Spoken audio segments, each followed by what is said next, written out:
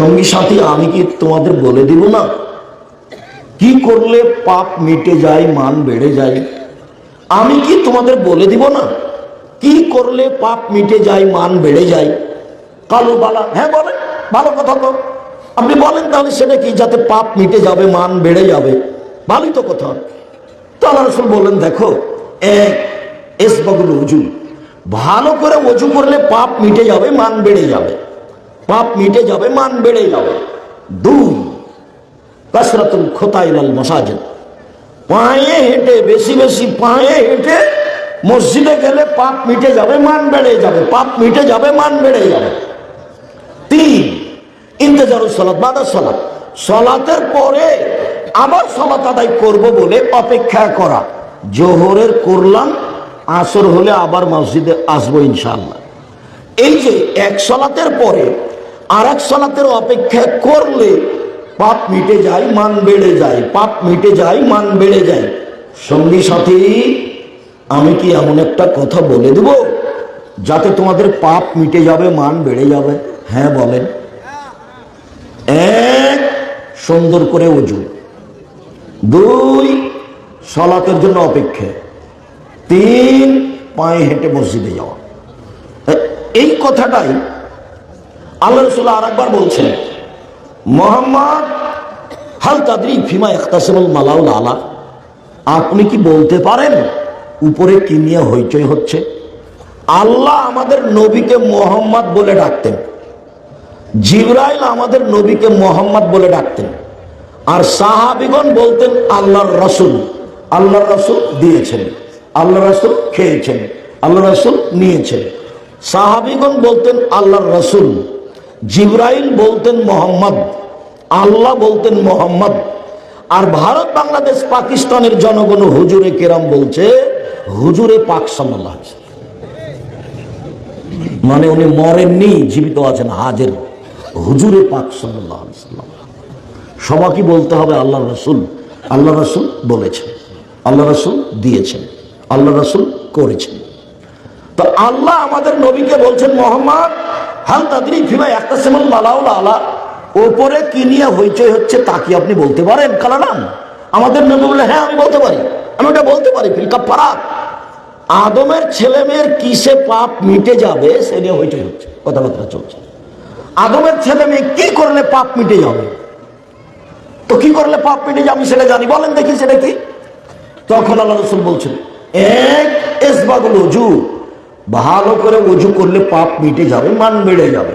দুই, আল মাসি আল আকদাম ইলাল মাসাজিদ, পায়ে হেঁটে মসজিদে গেলে পাপ মিটে যাবে, মান বেড়ে যাবে। তিন, আল মাকসু ফিল মাসাজিদ বাদা সালাওয়াত, সালাতের পরে মসজিদে বসে বসে তাসবিহ তাহলিল জিকির আজকার করলে পাপ মিটে যাবে, মান বেড়ে যাবে। আপনার তো স্বভাব খারাপ, আপনি তো সালাম দিলে লাভ দিয়ে উঠে গেছেন, পরে আসবেন আগে। খাসলত খারাপ, স্বভাব খারাপ, একটু ইবাদতের উপরে কোনো ভালোবাসা নেই। এই যে বেটি ছেলেগুলো মহিলাকে যেমন এসেছে, ঢং ঢং করে এসেছে, ঢং ঢং করে বাড়ি যাচ্ছে। বন্ধু বান্ধবের সাথে, দেবর ভাসুরের সাথে এসেছে, আবার যাচ্ছে, এখন বাড়ি থেকে টিভি চালু করে বসে থাকবে। আপনি বুঝতে পারেন না যে ও পশু প্রাণীর মতো আপনার বাড়িতে থাকে, খায়, হাগে? আপনি বুঝতে পারেন না? আপনাকে খারাপ লাগে না? জোহর থেকে ঘুরছে দোকানপাটে, ওর বাপ নাই? যে এমনি ঘুরে বেড়াচ্ছে, ওর ভাই নাই, ওর বাপ নাই? ও কি হিন্দুর মেয়ে? ও কি ইহুদি খ্রিস্টানের মেয়ে? ওর মা নাই? কিসের মা? কেমন মা? কি মা? শুনুন, মধ্যখানে কথা বলছি, হাদিসের মধ্যে আছে। যেই কথাটা সবসময় বলে থাকি সেটা মনে পড়লো, তো একটু বলে আগাই। কেন ঢং ঢং করে আসলো, কেন যাবে? ও জানে আমি আব্দুর রাজ্জাক বিন ইউসুফ কষ্ট করে এসেছি। আপনি তো বহুদূরের কথায় হিন্দুকে আসতে হবে।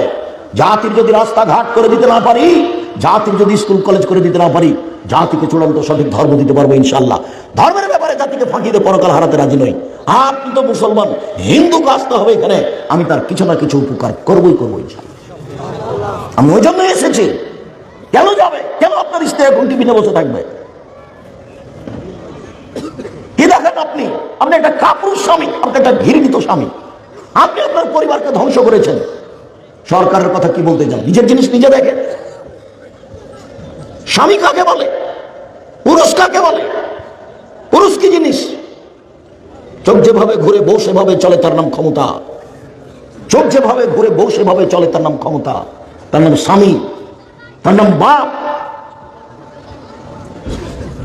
এমনি বললেন আল্লাহ নবী যে মান আলা সালাসা বানাতিন, কেউ যদি তিনটা মেয়ের লালন পালন করে, কোন বাপ কোন পিতে, তো লালন পালনের কথা বলতে গিয়ে প্রথমে বললেন ফাআল্লামাহুন্না, তিনটা মেয়েকে বিদ্যা শিখিয়ে দিল। দুই, ও আদাবাহুন্না, মেয়ে তিনটাকে শিষ্টাচার শিখিয়ে দিল। তিন, আহসানা ইলাইহিন্না, তার সাথে ভালো আচরণ করলো। তাহলে ফাকুন্না লাহু হিজাবান মিনান নারে ইয়াউমাল কিয়ামা, মেয়ে তিনটি বিচারের মাঠে বাপের জন্য জাহান্নাম থেকে অন্তরাল হয়ে যাবে। ওদিকে আছে জাহান্নাম, এদিকে আছে পিতে, মধ্যে আছে মেয়েরা। বেঁকে বসবে মেয়েরা, আমার বাপকে আগে জান্নাতে দিতে হবে, তারপরে কোনো কথা। 10টা ছেলেকে মাস্টার ডিগ্রি পাস করালে এক নেকি হবে, কথা মোহাম্মদ সাল্লাল্লাহু আলাইহি ওয়াসাল্লাম বলেননি। পড়াবেন কেন? জন্ম দিয়েছেন এই জন্য। নইলে চুরি করলে আপনার পাপ, জেনা করলে আপনার পাপ। এই যে দিনরাত বড় মোবাইল নিয়ে সময় কাটাচ্ছে, আমি এমনি বলি পশু প্রাণীর মতো জীবন। ওই ঘরে আপনার ছেলে বড় মোবাইলে জেনা দেখে, এই ঘরে আপনার মেয়ে বড় মোবাইলে জেনা দেখে, ওই ঘরে আপনি নিজে দেখেন বড় মোবাইলে জেনা, এই ঘরে আপনার স্ত্রী দেখে বড় মোবাইলে জেনা। তো সবাই তো জেনা দেখছে, তো এরা পশু প্রাণী নয় তো পশু প্রাণী কারা? এরা যদি গরু ছাগল না হয়, কুকুর সিরিয়াল না হয়, তাহলে কুকুর সিরিয়াল কারা? আর একটু যদি নিজেকে শিক্ষিতা মনে করেন পশু প্রাণীর মতো, তাহলে দেখবেন যে বাপ যেখানে বসে আছে, মেয়ে সেখানে আছে, ছেলে সেখানে আছে, বৌমা সেখানে আছে, ছেলে সেখানে আছে, বিশাল পর্দাতে টিভি চলছে।